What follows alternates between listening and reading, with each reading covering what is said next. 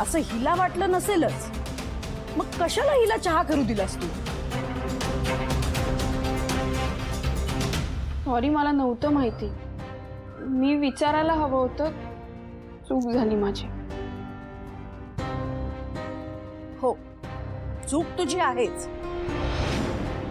माझ्या बहिणीला मला बोलायचा हक्क आहे, त्यामुळे मी बोलतेय. तुझ्याशी मला एवढा सुद्धा संबंध ठेवायचा नाहीये. मला वाटलं होतं निदान चहा तरी करता येईल, पण तेही नाही. तिचा फक्त जन्म झालाय, त्यानंतर काहीही शिकलेली नाही. फक्त मारामारी करता येते तुला. सीता ठीक आहे, भले भल्यांकडनं चुका होता. आता चहा आहे. चहाच? पूजेला काय चाललं होतं बघितलं नाहीत तुम्ही? पंचामृत सांडलं. अहो, साधं हळद कुंकू सुद्धा लावायची अक्कल नाहीये तिला, त्यातही गोंधळ.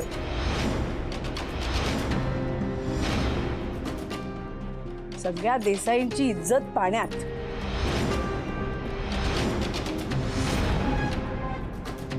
आपलं काय उरलंय आता सांगा जरा मला.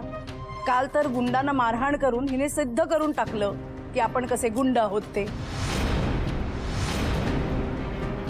त्या गुंडांना मारलं नसतं ना तर उद्या उठून त्यांनी काय केलं असतं नाही माहिती. त्यांना असंच समजावं लागतं. बघितलंच, हिला अजूनही असं वाटत नाहीये की हिची चूक आहे. रस्त्यात उभं राहून मारामारी करणं म्हणजे एका चांगल्या घरातल्या सुनेचं लक्षण आहे असं वाटतंय हिला. मला एक गोष्ट कळत नाहीये, हिच्यातला असा कुठला गुण तुम्हाला दिसला ज्यामुळे तुम्ही ठरवलं तिला सून करून घ्यायचं? हे बघ सीता, तू आधी शांत हो. आणि सून करून घ्यायला फक्त एवढ्याच गोष्टी लागत नाहीत, अजूनही बऱ्याच गोष्टी लागतात. हो ना, मग मला माझी सूनही अशीच हवी होती, सगळं येणारी. समाजसेवक नसती ना तरी चाललं असतं, पण तुम्ही माझं ऐकाल तर शपथ. सीताई, तू शांत हो ना गं. हवंय तर मी दुसऱ्यांदा चहा करून आणते, पण तू शांत हो प्लीज. नको, मला आता सहनच होत नाही. एका गोष्टीवरून चिडत नाहीये. लग्न झाल्यापासून आजपर्यंत या मुलीने कोणती अशी गोष्ट केली जी एका सुनेला शोभेल, या घराला शोभेल? नाही ना, नाहीच आहे काही. मग अशा वेळेस आगाऊपणा करून चार गोष्टी अजून कशाला करायच्या? अख्ख्या देसाई घराण्याला आज लोक नावं ठेवतायत बाहेर. इतकी वर्ष मी आणि उर्मिलाने या घरातल्या रूढी परंपरा सगळ्या जपल्या आहेत. या एका मुलीमुळे सगळ्या उधळून लावू? हिच्या पद्धतीने होताना बघू सगळं? मला नाही जमणार ते. बस, माझा निर्णय झालाय. ही मुलगी या घरात राहू शकत नाही.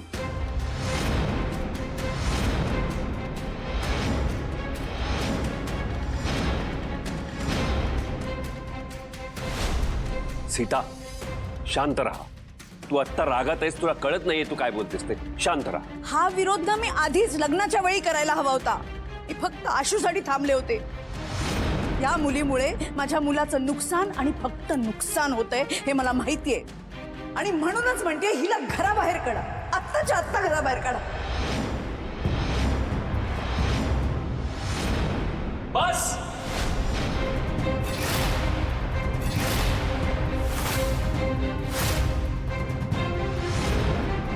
किती करशील सीता? तुला कोणीतरी भडकवतं आणि तू भडकतेस. अगं, एवढ्या तेवढ्या छोट्या गोष्टीसाठी आपण आपल्या सुनेला घराबाहेर काढणार आहोत का?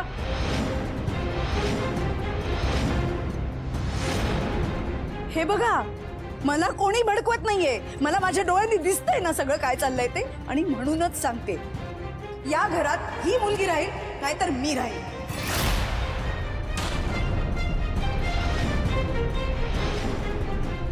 सीताई, अगं ऐक माझं, असं असं नको करू सीताई. मला कोणीही समजावू नका आणि मी कुणाचंही ऐकणार नाहीये. तिची काय जागा आहे ना ते आज मी तिला दाखवूनच दे. कीर्ती, जरा विचार करून बोल. नाही काका, नाही, मी सांगते ना तुला, ती या घरातून बाहेर गेली ना की बघ सगळं नीट होईल. आणि तिला मी हकलणार आहे या घरात.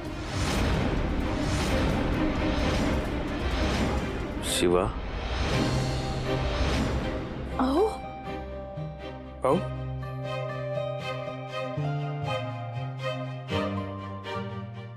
शिवा कुठे आहे?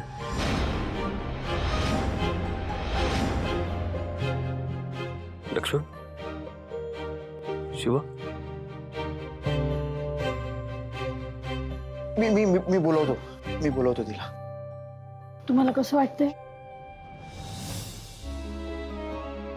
शिवा भाऊंनी बोलवलंय तुला. शिवा चल.